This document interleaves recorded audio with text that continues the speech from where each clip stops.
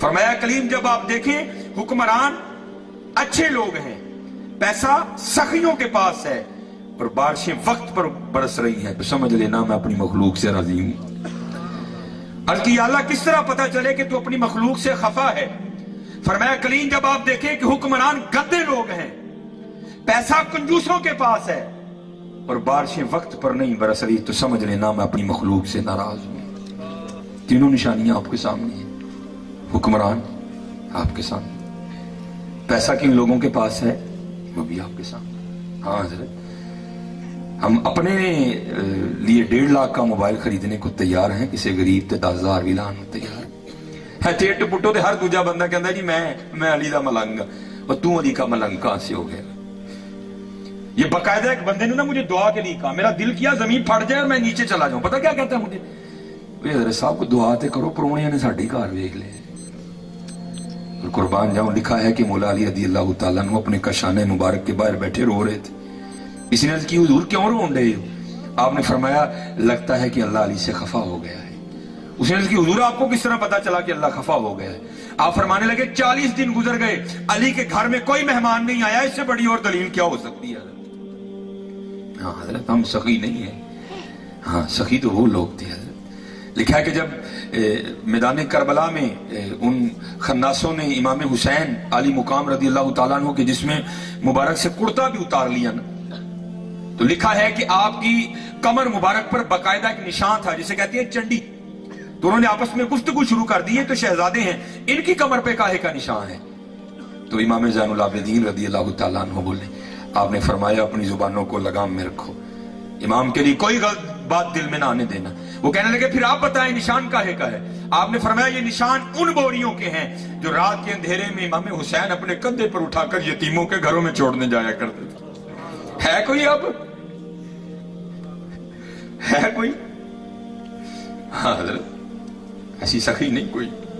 सखी तो वो लोग थे हजरत। ये अल्लाह आपको मदीना पाक ले जाएगा, हाँ, तो अगर वहां कोई तुम्हारा जानने वाला हुआ तो उसको कहना यार वो जो मदीना पाक के बाहर इमाम ज़ैनुल आबिदीन रज़ी अल्लाह तआला अन्हु का घर है ना, मुझे वो दिखा। हाँ, जरूर कहना है और जरूर उसकी ज़ियारत करना। और जो सऊदीया वालों की आदत है ना, अपनी आदत के मुताबिक उन्होंने इस मकान से अच्छा सलूक नहीं किया। वो मकान तकरीबन खत्म हो चुका है, छोटा सा कमरा रह गया जिसके इर्द गिर्द जंगला लगा है, लेकिन उस मकान पर आज भी तख्ती लगी है ऊपर जिस पे लिखा है बैतुल हुज़्न, गम का घर।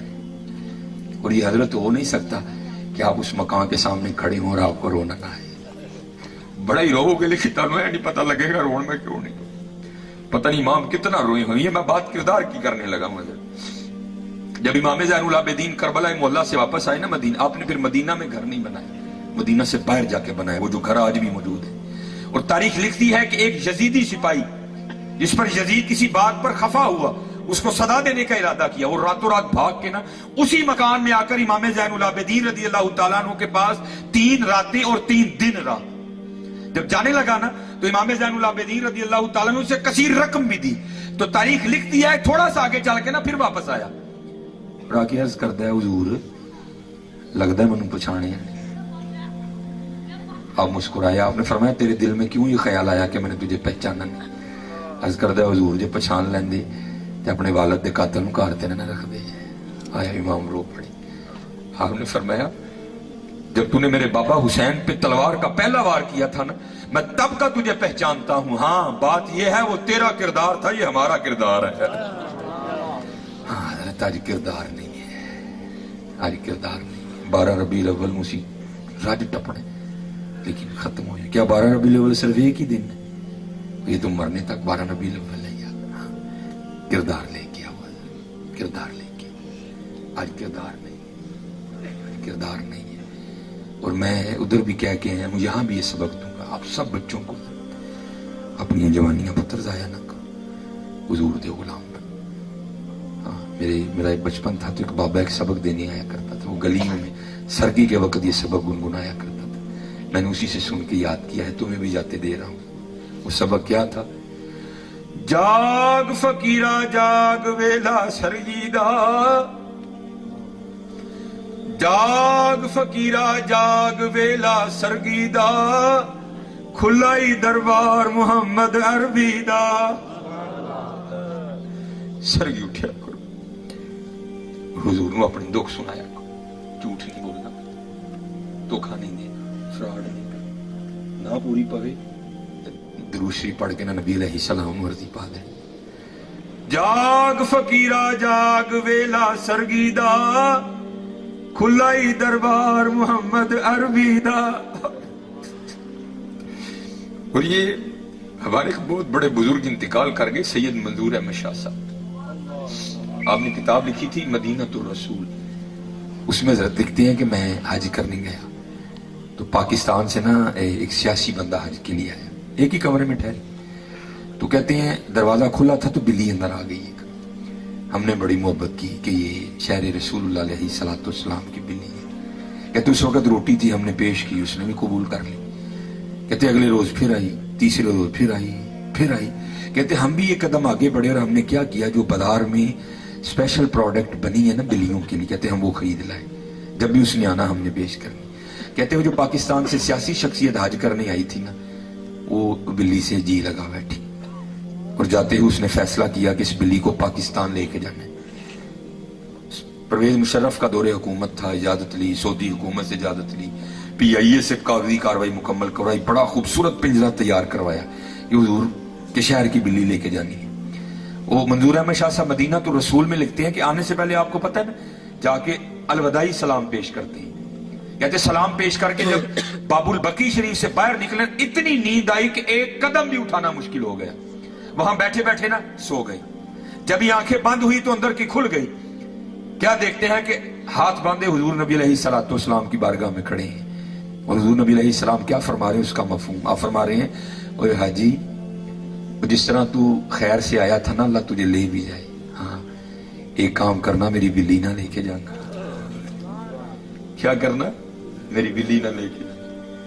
اب کہتے ہیں وہ خواب ہی میں عرض کرتے ہیں یا رسول اللہ علیہ السلام مجھے اجازت مرحمت فرمائے کہ میں بلی لے جاؤں.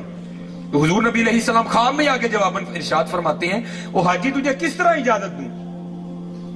3 راتیں گزر گئیں, بلی ساری رات باہر بیٹھی روتی رہتی ہے, ہر ساتھ عرض کرتی رہتی ہے اے اللہ کے رسول بچا لے مدینہ چھوٹ رہا ہے. آئے آئے.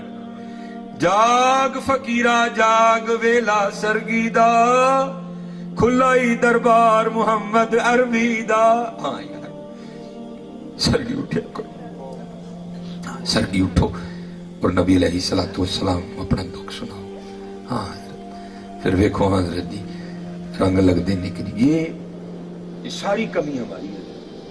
ادھر کوئی کمی 10 منٹ کرنے لگا انشاءاللہ, پھر کبھی اللہ نے موقع دیا تو بات چیت. ساری کمی ہماری, ادھر سے کوئی ادھر بالکل ساری کمی ہماری.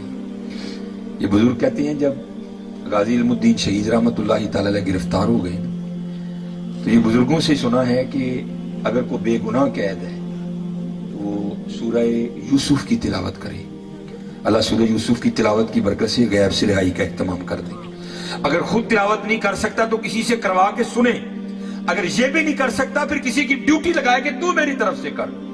لکھا ہے کہ بزرگ اکٹھے ہوئے, پیر میر علی شاہ, پیر سید جماعت علی شاہ, پیر صاحب مانکی شریف رحمت اللہ تعالی علیہ مجمعین, یہ بزرگ اکٹھے ہوئے اور یہی گفتگو کا موضوع تھا کہ بھائی غازی علم الدین شہید بے گناہ قید ہے تو اب پتہ نہیں وہ تو ناظرہ بھی پڑھنا جانتا ہے کہ نہیں جانتا, تو چلو اس طرح کرتے ہیں ڈیوٹی ہم لے لیتے ہیں اور روز جا کرنا غازی علم الدین شہید کو ہم سورہ یوسف سناتے ہیں. ہو سکتا ہے اس کی تلاوت کی برکت سے اللہ رہائی کا اہتمام کر دیں.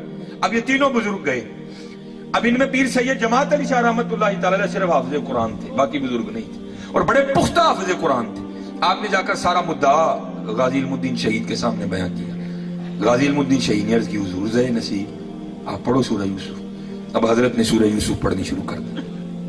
اب کیف و مستی طاری تھی, آپ پڑھ رہے تھے تو کچھ ایسا جذب کا غلبہ ہوا, کچھ ایسا شوق غالب آیا کہ توجہ ہٹ گئی.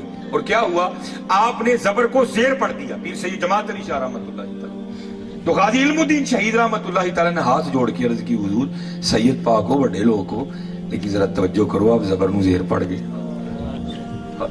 غازی علم الدین شہید رحمت اللہ تعالی نے غلطی نکال دی. پیر سید جماعت علی شاہ صاحب رک گئے, توجہ کی تو غازی علم الدین شہید کو بالکل درست پایا. حیران ہو کر کہنے لگے علم الدین ہم تو یہ سوچ کے آئے تھے پتہ نہیں تو نازلہ بھی پڑھا کہ نہیں پڑھا، اور تو نے حافظ قرآن کی غلطی نکال دی، اور یہ کیا ہے؟ تو غازی علم الدین شہید نے جواب کیا دیا؟ آپ نے عرض کی حضور آپ نے پھٹیوں پر بیٹھ کر استادوں سے پڑھا ہے، میں نے حضور سے پڑھا ہے۔